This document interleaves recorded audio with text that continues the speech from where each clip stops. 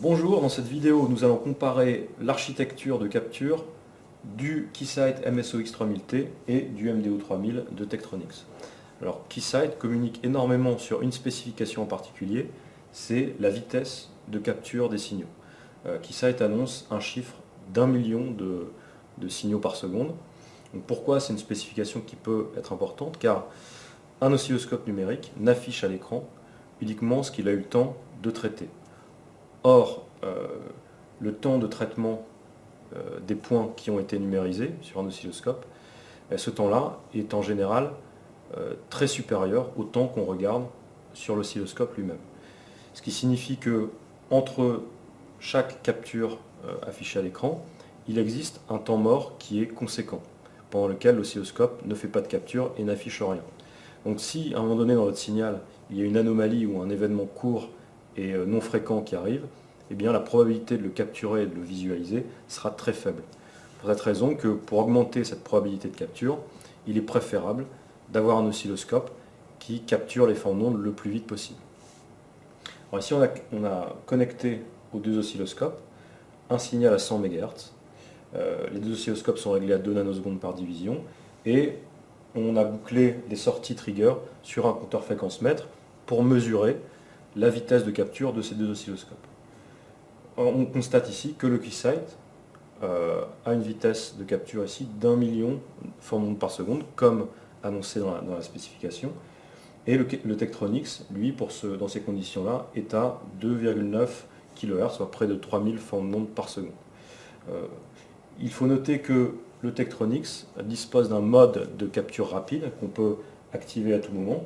Et si on l'active, on passe de 3000 à environ 285 000 formes d'ondes par seconde. Alors, ici, la différence peut sembler encore assez considérable. Néanmoins, pour remettre les chiffres dans leur contexte, d'un point de vue pratique, la différence ne sera pas gênante dans l'utilisation, puisque si on prend un signal qui contient 10 anomalies par seconde et qu'on observe ce signal pendant 5 secondes, à 1 million de formes d'ondes par seconde, on aura 100% de chance d'en capturer une d'anomalie, et à 285 000 acquisitions par seconde, on aura 75% de chance. Donc la différence finalement à l'utilisation n'est pas si considérable.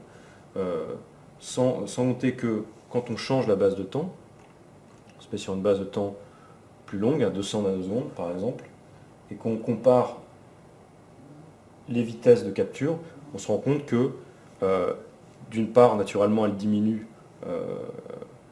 relativement considérablement, mais qu'en plus, le Tektronix prend l'avantage sur ces bases de temps plus longues.